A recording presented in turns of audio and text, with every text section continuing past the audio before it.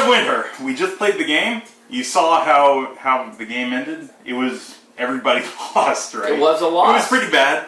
Everybody drank a lot, so we're all happy, but we all lost. So that was unfortunate.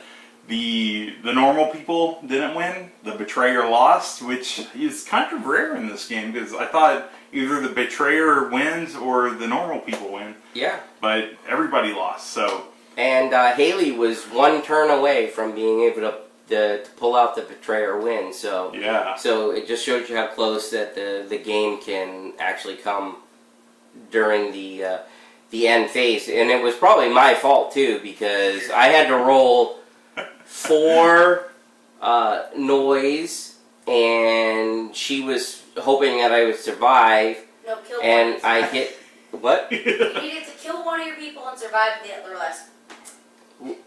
Regardless, it didn't matter because the end result was that I ended up dying on that turn, which she lowered morale to 0, so she couldn't pull off a kill another character so that she could get the morale to 0 and then pull off the win. So, you know, that's the way that it goes. And honestly, in playing the game, I probably wouldn't have gone for as much noise on that particular location if I hadn't have needed the books. And all the books were at the library. So that's why I was doing that. So. And for me, I had no idea Mickey wanted books. I thought when he was doing all the searches that he would be the betrayer. So the entire game, I started thinking Haley was the betrayer. And then Mickey started doing things and I thought he was the betrayer. So I was trying to decide between the two, but I never did anything. So that was my fault. And I was opposite of Jeb. When Haley started playing, I thought the first couple moves that she might have been. But then again, I was like, yeah, she helped a lot. Like, she's only played this game once. Does she really know what she's doing type of thing? But she did know what she was doing. She was the betrayer, and she played it really, really good. If it wasn't for me killing my character at the end, Haley probably would have won this game. Yeah, I think she would have. Alright, so that was our little talk about the game itself. Let's talk about what we liked, what we disliked, who we think would like, who we think would dislike, and what else? Recommendations, and I think that's about it, right? Yeah. So, Dead of Winter, that's what the box looks like, if you care. I'll move it away. And should I start with the likes, or do you want to go with the likes? Well, I think overall, for both of our opinions, I'll give my opinions first. This is one of my favorite games. So I'm going to give it a thumbs up. I give it a thumbs up, except I think that it's only good with more than 4 or more people is where it's really good. I haven't actually played it as 3 or less, but at that amount of people, I don't think it would be as fun as what we did today. And I probably agree with that. It is definitely a better group game. Yeah. With more people, it's better because you have no idea who the betrayer is. When there's 3 people, you're like, oh, well, if one of the person thing seems like that they're a betrayer, then, oh, well, let's go after them. But anything more, I think it's like questionable and you have no idea and you're doubting yourself and stuff like that. So, I mean, it's a good game. I should actually try it at 2 or 3 people, but so far what I've seen is 4 or more has been a really good game. And every time I played it, it's been 4 or more, and I've had a lot of fun. So that's my like about it. Some of my likes about the game. So obviously it's a co-op game. One of the things that I really like about this co-op game, and it gets compared to, I think the main games that this game gets compared to are Shadows over Camelot, which is not one of my favorites, and Battlestar Galactica, which I have yet to play, but I hear wonderful things about. One of the biggest things I like about this game as compared to other games is I think that they do the betrayer mechanic really, really well. And it's debated on a lot of different sites. Some people think no they don't, and I think yes they do. One of the things that I think is really cool about it is that the odds of getting a betrayer during setup, which you saw us do earlier, is really low. So you don't know if that person is a betrayer or got the betrayer card. that being the case, if you know how the setup goes and you know the odds are low, you could be thinking that, wait a second, that person could be trying to complete their secret objective. So are they really a betrayer, or are they really trying to complete their secret objective? That is one of the things that I find so fascinating about this game. And to add on that, even the betrayer, if they don't do anything for the first couple of turns, you're like, oh, there's no betrayer at all. So you're thinking that everybody's kind of co-opting to finish this mission, and then towards the end, the betrayer starts sneaking in things, and you're like, oh, is there actually a betrayer? Is there not? And it builds tension in the gameplay. Right. And I think that's really cool about it. Right, and you have no idea. Exactly, and the betrayer in this game, in my opinion, they can do some things slightly early, Yeah. and confuse people, and they can go all out at the end and go for the win. I've seen comments that say, well, all you have to do is wait for the end to win. Yeah, maybe that's true, but I think if you're thinking about it, you can actually play the betrayer role a little bit differently, and you can sneak some things in there that kind of like, oh, hey, I'm just trying to secret finish objective. my own secret objective. Or if you toss one card in when multiple people have tossed a card in to the crisis that is actually happening and reduce that thing by one, nobody's going to know who did that. Yep.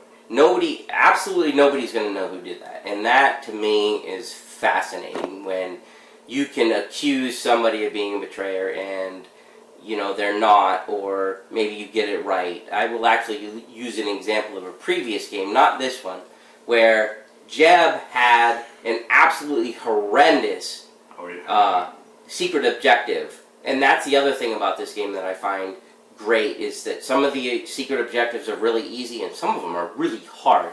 He had a really hard one in the game, and I was absolutely convinced that Jeb was the betrayer, just because of the stuff that he was doing. I convinced the entire group that we were playing with to vote him out, and come to find out he was not the betrayer in that game. Every time. So, but that's part of the like of the game. Even though he was out of the game, you still get to play as an exiled betrayer or non-betrayer. And he got to play as an exiled non-betrayer and still try to win the game. So, fantastic. I love the theme of this game. I love the way it plays. I love the interaction between the players if you have the right group. I'm going to say if you don't have the right group, it might not be as fun. You kind of have to get into your roles, kind of, because it makes it more fun. You don't have to, but yeah, definitely reading all the cards and reading it thematically builds in the game's tension. I think if you're like, oh, this happens and you can do this or this, it's not as fun. But when you read it seductively, like I do. Oh my god. People will enjoy it. Read the crossroad cards with some theme. One thing I do like is the number of actions available to you. Right. In most games, it's just like maybe like a few actions you can do, but in this, it's like you can do multiple actions in one place, or you can move over to another place and do more actions. It's like so many actions you can do depending on what you have as the die. The only downfall to it is that if you roll really crappy die, then the number of options you have is reduced, and that kind of hurts it a little bit, in my opinion, because you could go to like maybe 10 things you could do normally, but if you roll crappy, you're like, oh, I can only. So do there's 2 a risk involved with anything you want to do. Although you get to do a lot, it's risky. Yep. There's no doubt about it. You could, unless you have powers that avoid the exposure dice, you're taking a risk. Yep. So those are the things that, at least so far, that we've mentioned that Jeb and I really like about this game. I don't know who's the bigger proponent of it. I love the game. I don't know if Jeb's a love or, yes, I would play this with the right group of people all the time. The thing is, for me, Mickey owns the game. I've got another game group that somebody owns the game, so there's no real reason for me to buy the game because it's like I could go play with either of them. If I play by myself, it's like me and maybe one other person, and that's about it. So. But it's certainly not a game that you're like, no, I don't want to play. Yeah. Right. If somebody offers to play it, I'll play it. I think the only big thing is that maybe I played it 3 or 4 times, and it's always been the intro scenario. And that gets but we didn't do that this time. Yeah, this time we played a new one. Definitely a variety of the scenarios is good. Right. Playing the same one multiple times might get old for somebody. Yeah, but that really that's hard to explain in terms of we've done that so many times just because we're trying to get people introduced to the game. And so this time we were like, we're not doing that. Everybody at the table had played the game at least once. We'd played it multiple times, so we were like, we're going to do the random scenario. We randomized the short scenarios of it, and that's what we went with. And don't forget that you have basic scenarios and you have harder scenarios. So there's a ton of replay in this game. And hopefully you have a game group that really likes to get into the role-playing part and having fun and the betrayers and stuff. That being said, there's always like people that probably wouldn't like the game at all. And here's what Jeb and I think. Yeah. If you have people like this in your game group, you probably don't even want to introduce it. There's some people who just hate zombie games, so... Right, and it's a shame because zombies have popped up so much, and that doesn't necessarily make a game bad. It just means that... It's yes, like, we get zombies, I don't want to be... Right, they're sick of The Walking Dead, they're sick of iZombie, they're sick of 28 zombies. days later, 28 weeks later, they're all just, of the zombies. They're just tired of it. We get that. If you can think of this more as a survival game... It is. It's kind of like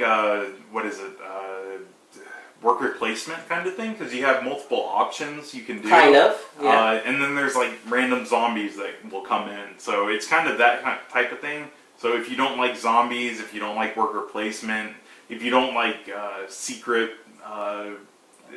betrayer type things, then you might not like the game. Right. But other than that, I think it's a really good game that you can play with people. Right. We also have, thinking of number of players,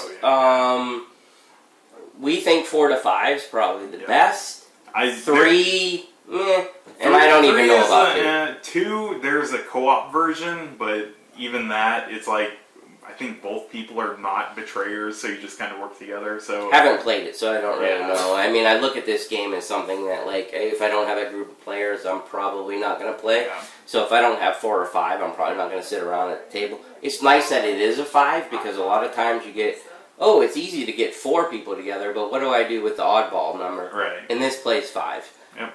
So that's really nice. And I think that's it. Some of the other difficulties that you might find is that it could be a hindrance, but some of the difficulty levels in the objectives. Yeah, so like my objective was like have 1 gas can and 4 barricades, which might seem hard, but then when I played it, 4 barricades were thrown down, and I was like, oh, that's so easy. But I've seen other times that I played where somebody had to have like 1 of every card, and then they had to have like 1 survivor, something like that. Right. So it's either super hard to do your objective or super easy. Right. And that kind of difficulty management, it's like, I could either have something easy or something hard. So if you don't like the randomness of a difficulty, maybe this isn't a game for you.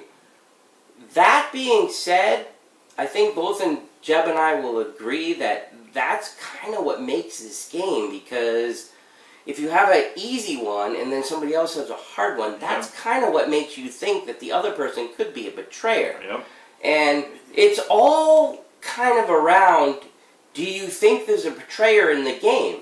So if there isn't a betrayer and one of those hard objectives comes out, it really makes the game cool. Yeah, because if I didn't have the 4 barriers placed, and I started placing barriers, then Mickey would have been like, oh, Jeb is acting really strange, so maybe he's the betrayer, and I was never a betrayer. So, I mean, so many things can add to whether or not people think they want to be, or think other people are betrayers or not. So Yeah. it's really good in that sense. Only problem is sometimes you get really hard missions, and sometimes you get really easy. And that's very true. And other than that, the other thing I can think of it would be the other thing that we came up for people that might not like this game is sometimes it might not move quick. Somebody's turn may take a little while.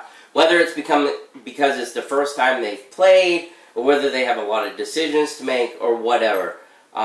Personally, I think that is an aspect of how much they've been exposed to this type of gaming. Yeah.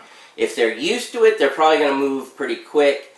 Also, your gaming group, if you've got a lot of interactions with poking fun at people and things like that, the game will be much more fun. If you've got a bunch of people that are very systematic and I just want to do this and I want to take a military action or I want to do this, probably not the game for them. I would say that this is definitely a more interactive game, and you want that banter between the other players. Oh, you're the betrayer. No, I'm not. What are you talking about? I couldn't put a card in the crisis. I don't have any. Like, Really? The first Really? 3 times I played with Mickey, he always accused me of betrayer. I think I was voted out every time, and I was never a betrayer. So, yeah, it's a lot of fun. Other than that, it could be bad luck. Yeah, bad luck. If you roll horrible and you get like all 1s and 2s, it's like, what can you do with that? Right. Nothing really. So. I actually, if you did indeed watch the gameplay before this, I had horrible luck this game. I went down to, by the end of the game, I went down to 1 survivor or non-exiled person, as they call it in the game. That really hurt my gameplay. At that point in time, when we did the refresh during the player phase, I only had 2 dice. I can't do squat with 2 dice. Yeah, 2 dice. I would have had to start searching for other survivors or ask somebody for a survivor. It didn't matter because we ended up losing at that point in time. I'll put all the blame on myself because that's the way that it happened. If you did watch the gameplay, though, you will notice that everybody had a lot of fun bantering between each other and things like that. If you're not good at bluffing, this game will either teach it or you'll hate the game. Yeah, that's true. I think that pretty much covers the likes and dislikes of the game. So hopefully you can take from that and you can decide, well, I don't like that kind of theme or I don't like that kind of gameplay, and be able to make an educated decision on whether this game might be a game for you. Now we're going to go into something that we haven't.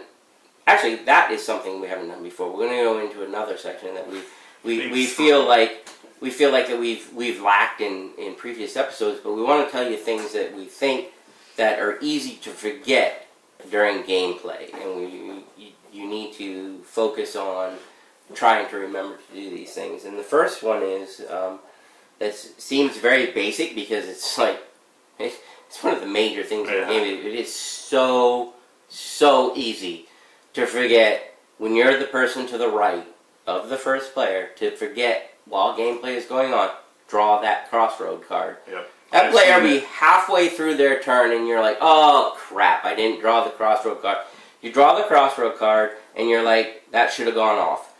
As a matter of fact, that happened during this game, even though this person did draw the crossroad card, they just weren't that familiar with the game, which and they is didn't know where to understandable. go. Right. And Takes a at this point, if you're not super familiar with the game, I would think there's a little bit of laxness that you can have. That if they don't do it immediately, when they realize that they didn't do it, you can go ahead with it. And that's what we did. Right. It's like when she realized that she should have played it, we played it then. So. Right. It didn't kill the game, but you know what? There's actually some of the stuff, if you watch the video, I wouldn't have been able to do if Nina had read the card at the time she was supposed to. In the end, we lost anyway, so it didn't really matter. So feeding on top of the crossroad card. If when you draw the crossroad card, a lot of people tend to just read the entire card on their turn. Or, well, it's somebody else's turn. They draw it and they read the entire thing. You don't need to do that, actually. You can just read the italicized part, and that will give you the condition as to when to play it. So if Mickey starts his turn and I draw the crossroad, then all I have to do is read the italicized, and if that condition never happens, I don't have to worry about anything else. So there's no reason to You don't delay need to his know turn. what every. All you need to know is when it triggers, Yep. because you're gonna want to wait and read it the rest of the card to everybody, Yep. anyways. And when it actually happens, if that condition occurs, then I'll be like, oh, hold on, Mickey. Right. Let me read everything. And then I'll read the story to give flavor to it. And then there's two options, which actually a lot of people have kind of debated about. You can either not read any of the options, which is kind of, I guess, harsh in my opinion, because you're like, you have to guess as to what to do. Or you could read both of them and be like, Mickey, what do you want to do? Option 1, blah, blah, blah, blah, blah. Option 2, blah, blah, blah, blah, blah. Right. And then Mickey could either choose from one of the two, or I could just not read anything and he'd be like, what do I do? And if he doesn't say anything, it's not like, almost not read everything. It's kind of like read option 1. Here's what you can do, but you don't read the result. oh yeah, that's true. Right. Yeah. And then option 2. Here's what you can do, and you don't read the result. Right. This has been a big contention since the game came out. It's kind of If a you- house rule. type Right. of thing. If you want to go exactly like the rules state in the book, it's read the whole card. Yeah. Once the event happens, you read the flavor text, what happens, and you read both options and the results to the player. They get to decide what's done. If you want to be a little more thematic, then you just read, here's option 1, what you can do, and here's what option 2, what you can do. They decide, then you read what happens. As a matter of fact, Plaid Hat Games came out with an app that does just that. It just gives the crisis, you tell what happens, they have to decide what they're going to do, and then you read the result. And I think that came from a lot of the fans of the game stating that thematically they thought that was a better route to go. I can guarantee you that even if you go the original way, the rules were read, that you're going to have a good time. The game is hard as it is. Yeah. The next thing we want to remind people, what is it? Using the point system for when you put cards into the crisis. What we played for a long time was we just look at the cards and it's like, oh, 1, 2, 3, 4 players and there's 4 cards in there. Oh, that's fine. Yeah, we win. But if we have 1, 2, 3, 4 good ones and 1 bad one, the 1 bad one actually subtracts 1, which makes it a 3, which makes us fail. That's So correct. you have to remember the point system for that. Right. So that's one thing to remember. So to clarify that, the crisis deck, you put in the cards. Every good card in is worth +1, and every minus card Is is minus worth -1. That's how you Just keep that in do the mind. results. Given the fact that most crisis cards are number of players, you would add up the good ones, add up the bad ones, take the difference. If it equals the number of their players, you succeeded. If it did not equal the number of players, you failed, and you take the failed result. Yep. Both Jeb and I played this game for a little bit, not doing that, figuring that just if you had the positive results. You're fine. I think we've both read the rules a couple of times, and we still find fine nuances Yep. in the rules that were like, oh wow, I didn't even realize that. Yep. And we've had fun with the game the whole time, so even yeah. if you get it wrong, Yep, it's been a we're still fun having game. fun. Yes. Another thing is the cards that you draw that says X survivors, so like 1 or 2 or 3 survivors. When you read the card, it sounds like you have to play it immediately. You do not have to play it immediately. It's in your hand and you can play it whenever on your turn. And then that's when you add survivors and the, useless survivors or whatever. Yeah, some of the survivors Yeah. that you found. Some of them add a new survivor to your hand Yeah. automatically. Some of them add worthless players to the colony. Some don't add worthless Right. players to the colony. The But- point is, like Jeb says, that when you play those, they're called events. Yeah. And when you play those event cards, it seems like when you draw it, it almost wants you to play it at the same time. Right. That's not the case. It's It's just any play time it during your turn. Yeah. anytime you want to. So Right. you don't have to. If you do, go for it. But if not, you can just keep it in your hand. And don't forget that this is it's kind of buried a little bit because it's not in bold or anything in the rule book. Those event cards do not go into the waste pile. You Right. play the event happens, which is usually you get a new survivor out of the game, you just get it and it goes in. So they're not going to add to the waste condition, so you don't have to worry about that. Yep. And I think the final thing is something that I added. I don't know if many of you people have played it, but when you make noise tokens, I've played a couple of games where I didn't actually roll for the zombies' noise. We kind of forgot about it. It's good to remember that there are noise tokens on the locations and you have to roll for them. Right. So even though it might not be a common mistake, it's something that I've done a couple times, and I feel like that I should have mentioned it, that if there are noise tokens, you always have to roll that die to see if a zombie spawns. And I think to further what Jeb said, I think that it's not that... I think it's a more common mistake than you think, because you read through the rules and it seems pretty clear, but the problem is, when you're playing the game, you put the noise token out, and it's just a little piece of cardboard, Yep. and you're going around. So unless you systematically, which a lot of times you don't do in these co-op games, you're kind of going, oh, let's go. I'm in the moment of the game. If you take your time to go through each location and you point at the location, here's what we're doing. We're adding zombies. Okay.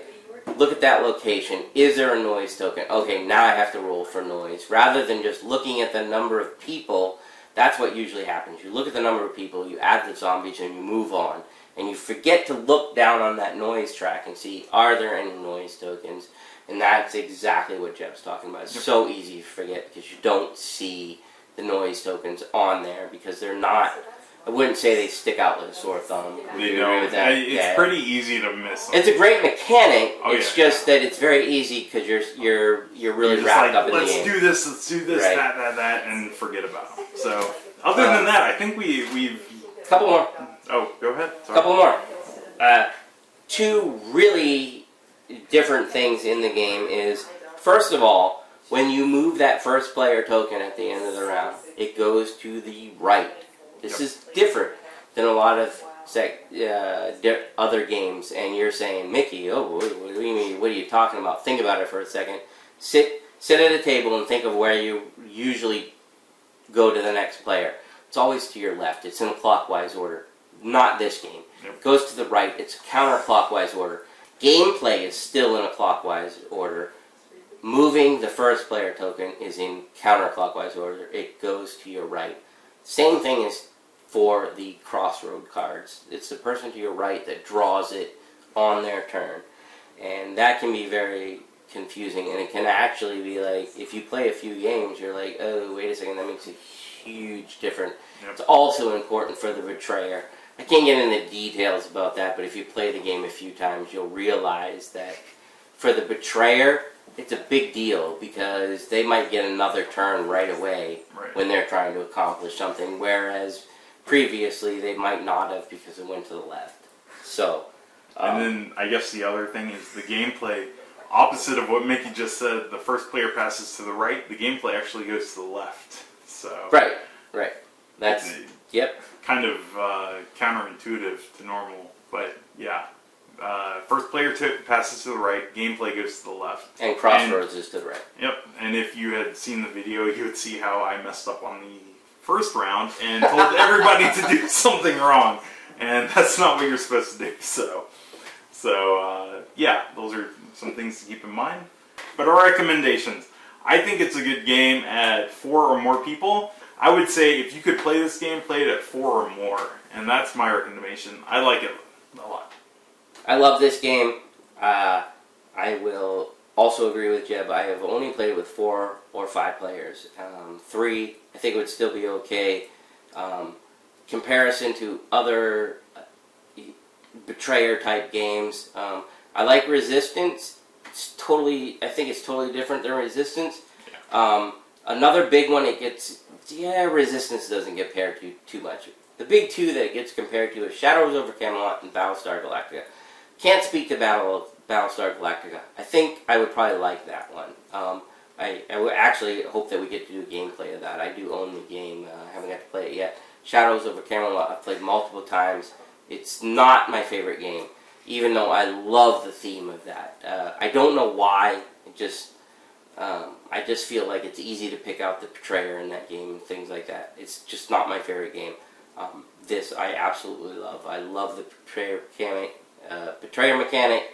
I love the way that it plays. I love the interaction between the people. So I give it a really high thumbs up. I hope that Plaid Hat continues in their Crossroads series. They're supposed to do some other ones with, I think Space is the next one that got voted on. There's testing right now an expansion for Dead of Winter. I hope they don't kill the other things for for bringing it out. I don't even know how I feel about an expansion for Dead of Winter. I almost feel like I'd rather have another game because I really like the way that this The only plays. thing I could think for Dead of Winter is more overall objectives. Because I don't know, it seems like a lot of what are you gonna collect do? Add more locations and stuff like yeah. that. I didn't look at it. I got the email for the playtest, and I'm like, I'm not a big playtest guy because I just, Jeb and I have a hard enough time just playing games with each other, let alone playtesting stuff. Yeah. That's not to say that if we got a game and somebody asked to playtest it, for a review, we would certainly do that. But in terms of playtesting to get it on the market, it's tough to do. We've both tried it. We did Super Dungeon Explorer. We played it one or two times. I was in the Ashes, Rise of the Phoenix Born, and I never got it to the table and things like that. I'll just admit, time-wise, I just don't have enough time. We both wish we were, but you know what? On top of that, I'd rather the surprise for the game when it came out in full form and give you a review on that rather than trying to test it. Yeah, I'd rather play it. Yeah. So I think we both agree Dead of Winter, great game to play. Yeah. There's some conditions, but I mean most people won't meet those that won't like it. But I think it's a good game overall. Yep. A lot of people have liked it. A lot of people like it, and some people hate it. Yeah, It's one of those things that they hate the fact that it got so good of ratings, and they don't understand why.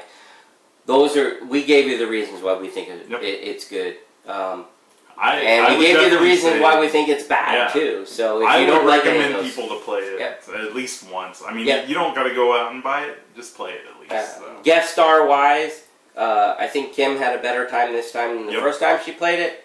Nina, the first time she played it, she had a good time. She was halfway falling asleep in this one because she was tired, or maybe had too many zombie drinks. And Haley just likes to play games with us all the time, so she's a thumbs up. All right, and I think the only thing left is to draw the fan pick for the next episode. I think so. So let's do that right now. All right. We have Mickey's hat, and we have some Pokemon. Yeah, it's a Pokemon hat. It's got the fan pick. There was actually only one person that recommended them. and they said Pandemic. So we also added mine, Mickey, Kim's, and Haley's vote. We did not add Nina's vote because it it's was stupid. ridiculous. So, all right, we're gonna shuffle his. Oh, something fell. All right, you and want to draw? No, I'm shuffling. Oh my gosh! All right, I'm shuffling. Jeb is going to do the drawing, and this is what the fan pick is going to be. It's Pandemic. And 1 out of 5, and it's Pandemic. All right, so we'll be doing Pandemic. We will get Pandemic, and we will play that game next. So thank you for watching. Like, subscribe, comment. Give us any tell Jeb he's an idiot. I am an idiot. You can tell me that. I will accept it happily. Other than that, thank you for watching. Go see Star Wars: The Force Awakens. Mickey recommends that. I will try to see it soon. So, other than that, thank you for watching, and watch our next episode. And we're out. So, thank you. Thanks a lot. Bye. Boards and booze, booze and boards with Mickey and Jeb.